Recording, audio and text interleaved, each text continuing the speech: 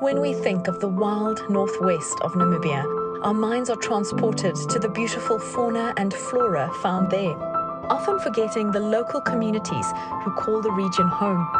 More than half of the world's wild spaces are inhabited by indigenous people. They are integrally connected to the land, entrenched in it, and in special places like Namibia, tasked with its preservation. They are neighbours to wildlife and allies of conservation. This truth was recognized by the Namibian government when in 1996 the community-based Natural Resources Management Program was implemented. This program gives local communities rights to wildlife and natural resources and allows them to benefit from the use of it. It's a philosophy that respects human rights in conservation and a principle that knows that land and natural resources should be managed by the people who live with and depend on these resources. What's more, it works, and the increase in wildlife numbers in Namibia, along with restored ecosystems, is a testament to this. This victory has been especially noteworthy in the successful conservation of the world's largest population of free-roaming black rhino who call the region home. We love rhino.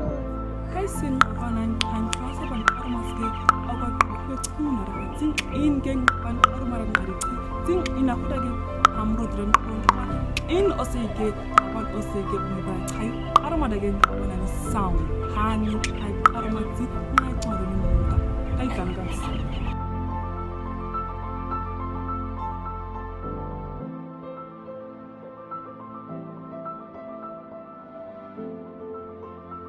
In remote corners, in wild spaces, rural communities live with and off the land.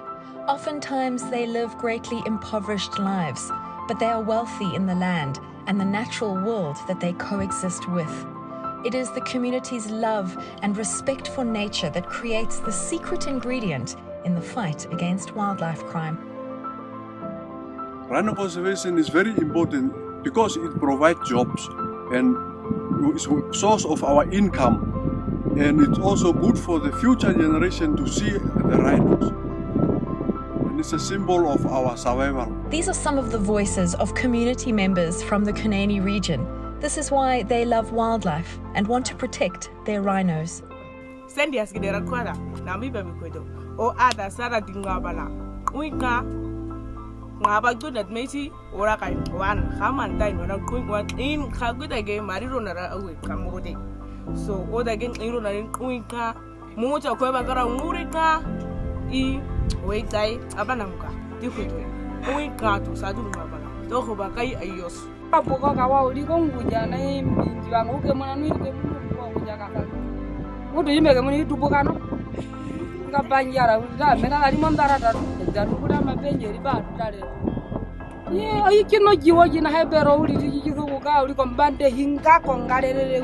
And about the case, a Pelangrexidan. Fan oro idia chide tageni sangwa sidadi tuaro nara wati kai kaira kan aroma ngabadi ni sound chi. Rhinos are very important because if you kill rhinos, our youngsters, these ones are not going to save you.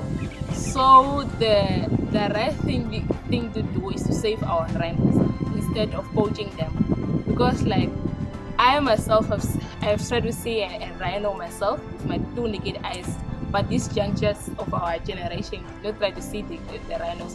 So we'll stop poaching rhinos and save them. Ngabana degeni ran kuika indang ngabana tam kuihe. Mohan absida di tuaron hina ne kaikin aroma in kin ngabana kai se kanasa ada ngabana kuire. Hulle is baie belangrik vir ons. Soos ek is iemand van die natuur, ek hou baie van renosters en die renosters is baie goeie wilde diere. Hulle bring vir ons toerisme. Ons kry werk daaruit uit die renosters. Soos toe ek groot geraak het hier rond mee, ek het nog nooit gehoor 'n renoster het iemand seer gemaak of iemand se huis seer gemaak of wat nie, maar hulle is net tog goeie diere vir ons almal wat van natuur baie hou. A few of the important things with regards to rhino conservation is, for the heritage, for tourism, and also for some income, whether direct or indirect.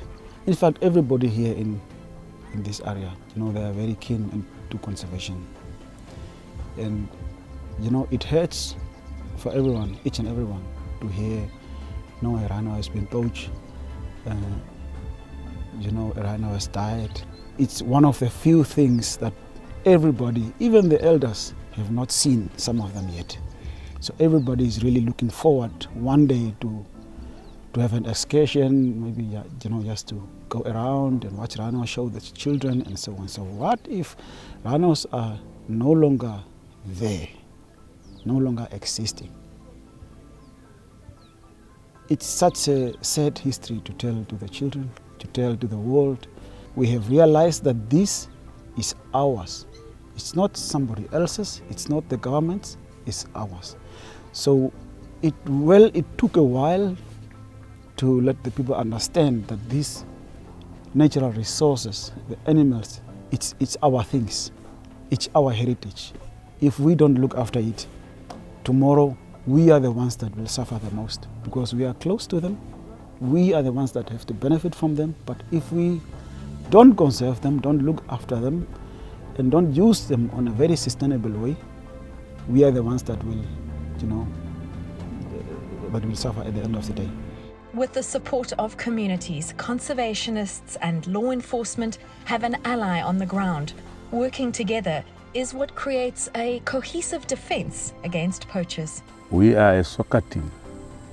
So if you don't have a goalkeeper, you will never win a game. If you don't have a striker, how will you score?